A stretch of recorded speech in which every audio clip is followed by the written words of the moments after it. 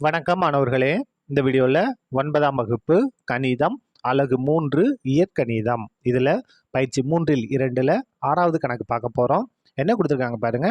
பின்வரும் வரைபடங்களால் குறிக்கப்படும் பல்லுறுப்புக்கோவைகளின் பூஜ்ஜியங்களின் எண்ணிக்கையை காண்க. இங்கே ஒரு 5 வரைபடங்கள் இருக்கு.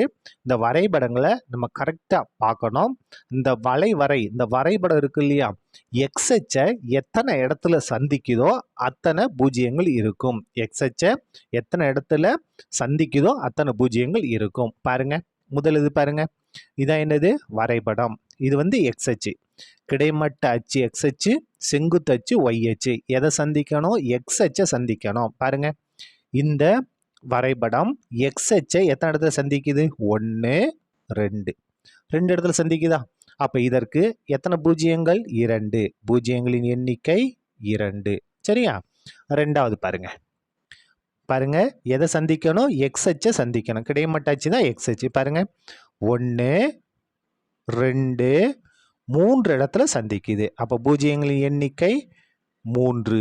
சரியா?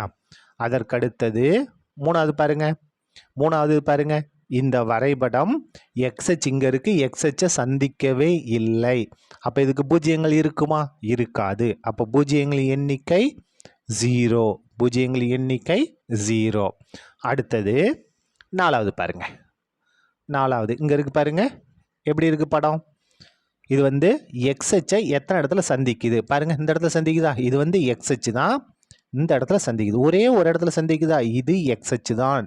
பாருங்க, இது எக்ஸ் அச்சுக்கும் ஒய் அச்சுக்கும் பொதுவான இடம். அப்போ இந்த நம்ம என்ன செய்யலாம்? எக்ஸ் அச்சாவே நம்ம எடுக்கலாம். இது எக்ஸ் அச்சு தான். சரியா? குழப்பமே வேண்டாம், இது எக்ஸ் அச்சு தான். எத்தனை இடத்துல சந்திக்குது எக்ஸ் அச்சை? ஒரே ஒரு இடத்துல தான் சந்திக்குது. அப்போ இதனுடைய பூஜ்ஜியங்களின் எண்ணிக்கை 1. பூஜ்ஜியங்களின் எண்ணிக்கை 1. அடுத்து பாருங்க, ஐந்தாவது பாருங்க, எக்ஸ் அச்சை எத்தனை இடத்துல சந்திக்குது? பாருங்க, இந்த இடத்துல ஒரே ஒரு இடத்துல தான் சந்திக்குது. அப்போ இந்த வரைபடத்துக்கும் பூஜ்ஜியங்கள் எண்ணிக்கை எவ்வளவு? 1. சரியா? அவ்வளவுதான். இந்த கணக்கு முடிந்தது. நன்றி.